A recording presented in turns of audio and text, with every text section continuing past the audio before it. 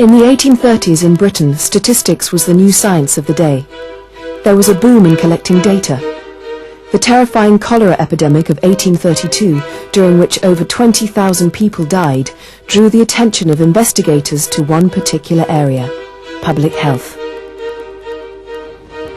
In March 1840, a committee of the House of Commons began an inquiry into the health of towns. As the witnesses gave evidence, a picture began to emerge. You are a physician living at Liverpool. I am. You are generally acquainted with the state of the dwellings of the working classes. Yes, I've made an estimate of inhabited cellars at the present time. I think 8,000 would not be an overestimate. Do these cellars contain more than one family? Oh yes, frequently 2 or 3 or more families. 6 years ago I counted the number of courts. At that time there were considerably more than 2,000. I estimate now there are 2,400. I have a diagram to explain the structure of the courts. The great majority have only one communication with the street, through a narrow archway 3 feet wide. The width between the 2 rows of houses varies from perhaps 9 to 15 feet. At the far end, there are generally 1 or 2 privies with an ash pit in between. They are in an abominable state of filth. And in some instances, the inhabitants of the whole street make use of the privies, having none of their own. What is the average population of these courts? I think the average would be 6 or 7 inhabitants to each house. That would make 36, or rather more, in each court. Dr. William Duncan's evidence revealed the overcrowded living conditions of the working population in Liverpool. James Riddle Wood provided information on the sanitary condition of the town. What is the state of the drains? Chiefly surface drainage. In consequence of that, the smell in the cellars is most offensive. And many persons have stated that they're obliged in the night to quit their cellars on account of the offensive gas that comes into them. He was concerned about the smell because most people believed a gas, miasma, spread disease. I have noticed decayed vegetables, the offal of fish and other vegetable and animal substances polluting the atmosphere. With regard to cleansing and sewerage, what is the state of that in Manchester? Decidedly bad. Injurious to the health of the inhabitants, in your opinion? Yes. I had the opportunity of observing that. During the whole time the cholera prevailed, I was in the habit of visiting different neighborhoods, and I could predict pretty well beforehand where it would prevail to the greatest extent. There were serious problems in every town, with the river in Leeds. It receives all the foul matter from the various sewers. Consequently, the water which is used by the inhabitants is of a very impure description, is it not? Decidedly. With a shortage of privies in Glasgow. Do the inhabitants of several houses have to use one privy? There is no privy. The excrement is flung out. The report of the Select Committee on the Health of Towns catalogued a horror story of overcrowding, filth, disease and death. Why had living conditions in towns become so unhealthy? What happened in Preston is a good example. The town grew rapidly after 1800. In the 1801 census, the population was just under 12,000.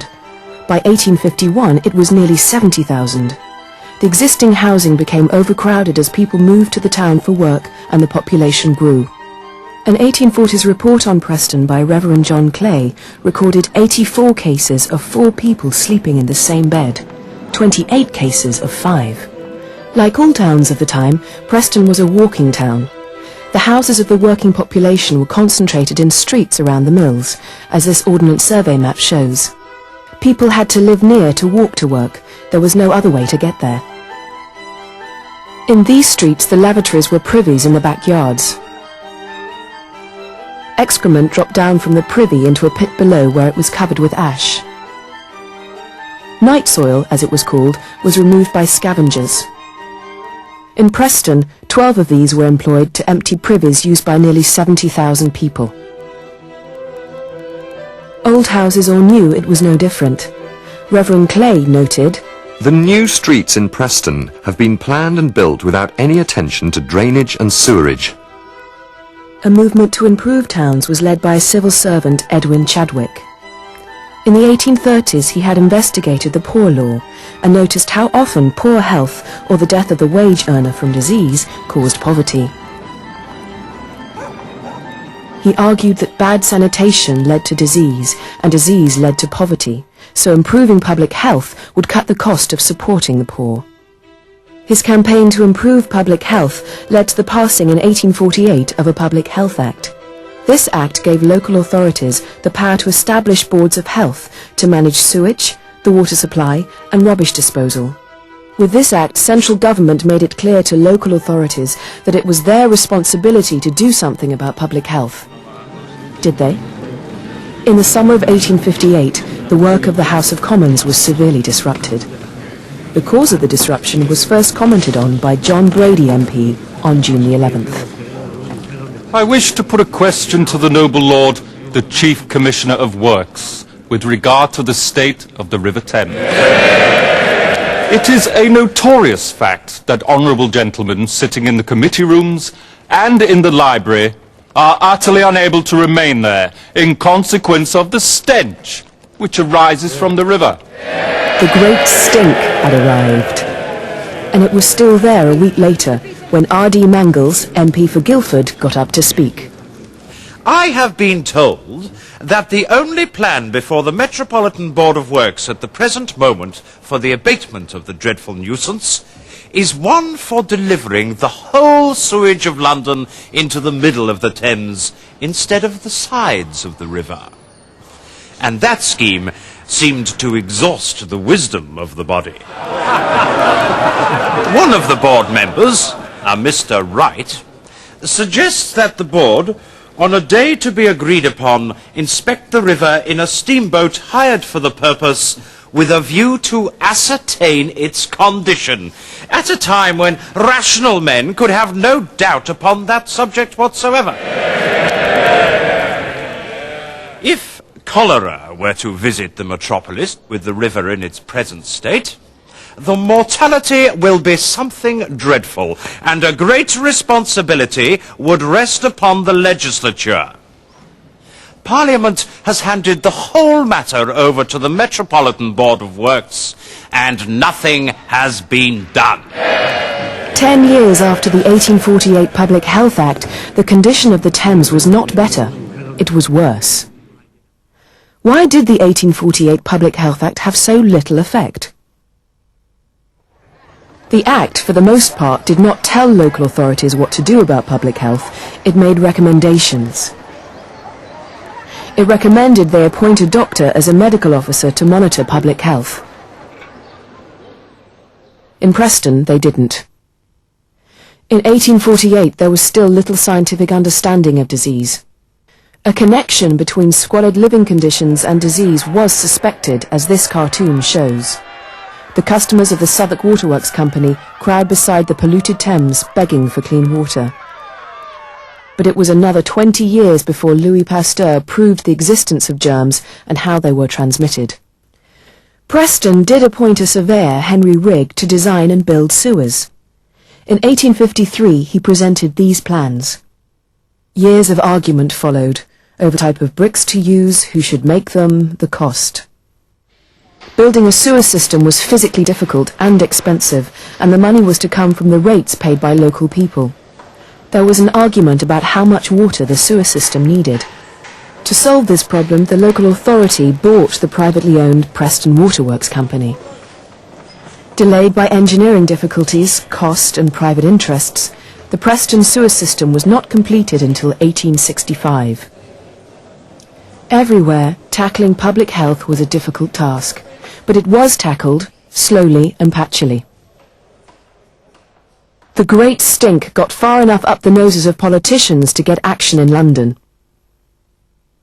On August 2nd, 1858, an Act of Parliament was passed which allowed the London Metropolitan Board of Works to borrow £3 million to begin work on a sewage system for London. But many other local authorities, faced with a difficult and expensive task, did little. These were finally forced to act in 1875, when another Public Health Act told them they must take responsibility for the disposal of rubbish and sewage and provide a clean water supply. Cleaning up the towns did improve the population's health. In the 1850s, the national death rate was 22 in 1,000. By the 1880s, it was 19 in 1,000, but it was still high. Improving sanitation and the water supply only partly dealt with the causes of disease. I was asked to investigate the case of a young collier, his wife and 2 children. I soon found the house, or rather dwelling. There were 2 rooms, one up and one downstairs. A door in the room below leading to the stair. All the furniture they possessed was in the room below. A bed, a chair, a rickety chest of drawers, and a small round 3-legged table. Not a vestige of comfort. There was no fire, only a handful of burnt-out cinders and ash in the grate. A man of about 25 sat beside it. In the bed was a young woman, about 23. She was white and wan, and looked dazed. She was holding a week-old baby to her empty breast. Over her cotton nightie was her husband's waistcoat. Over her knees his coat. These were the only coverings of any warmth. It was so pitiful I did not know what to say, except, "I've come to help you, but I thought there were 2 children." "There was 3 days ago," the woman said. "Show her, Jem." The man got up heavily and went and opened the bottom drawer of the rickety chest.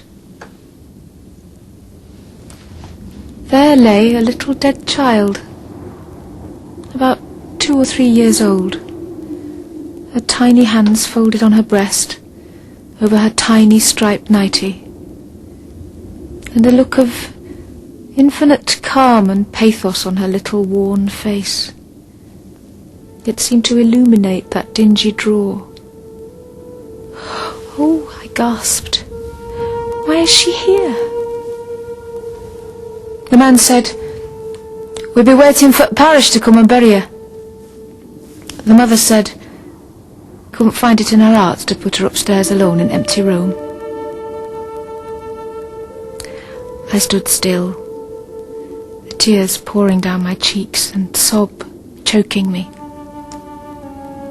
But the parents shed not a tear, nor said a word, except when Jem closed the drawer. He said, "She were a nice little lass, she were." Mrs. John Brown did social work with poor families in Burnley. In the second half of the 19th century, a large number of the population, as she saw, still lived and died in conditions of squalor and poverty. In the 1880s, a businessman, Charles Booth, suspecting that reports of poverty were exaggerated, surveyed the East End of London. He was shocked by his own findings. In the population under review, the 100,000 very poor are at all times ill-nourished and poorly clad. From day to day and from hand to mouth, they get by, sometimes suffering, sometimes helped. Their whole income is absorbed by necessary expenditure. It is only by evading the payment of rent or going short of food that clothes and other household goods can be bought. This is the poorest case on my list, but it is typical of a great many others. The man is a casual dock labourer, aged 38, in poor health. His wife of 43 suffers from tuberculosis. The son of 18, who earns 8 shillings regular wage as a carman's boy, and 2 girls of 8 and 6 complete the family. Practically no meat is bought. The food consists principally of bread, margarine, tea and sugar. The neighbouring clergy send soup 2 or 3 times a week. This diet is somewhat varied so as to bring in some fish, a bit of bacon and a few eggs, besides the charitable soup. These people are undoubtedly very poor. Millions continue to suffer diseases like tuberculosis, which spread easily in overcrowding. As the reformer Octavia Hill saw, the living conditions of the poor had changed little. About 4 years ago, I was put in possession of 3 houses in one of the worst courts in Marylebone. The houses were in a deplorable condition. Plaster was dropping from the walls. A pail had been placed to catch the rain that fell through the roof. All the staircases were perfectly dark. The inhabitants had to wash clothes as well as to cook, eat and sleep in their small rooms. Reverend Samuel Barnett compared the health of the rich and the poor. What is it to the poor that it has been proved how cleanliness is the secret of health? They cannot have the latest sanitary appliances. They cannot take baths in their narrow homes or have constant change of clothing. Good news is the message of modern time, with its discoveries and its inventions. One class in the nation rejoices in the good news. The rich in England hear the message of science. The mother among the poor, in her joy that a son is born into the world, cannot look forward to his life. What is it to her that science has proved stronger than disease? Society is out of sorts, and the disease is that its most important member is ignorant of the good news. Miserable dwellings, ill-fed bodies, starvation and degradation are symptoms of this disease. The late 19th century reformers highlighted the connection between poverty and disease. They campaigned for measures to tackle this health problem. Was action taken to improve the health of the poor? Seabohm Rowntree researched poverty in York as Charles Booth had in London. His 1901 report concluded that 25 to 30% of the town population of Britain still lived in poverty. Large numbers of the volunteers at the time of the Boer War were found to be suffering from tuberculosis and diseases of malnutrition, like rickets. These findings led to fears of a general physical decline among the people of Britain. A series of state-funded welfare measures were put in place.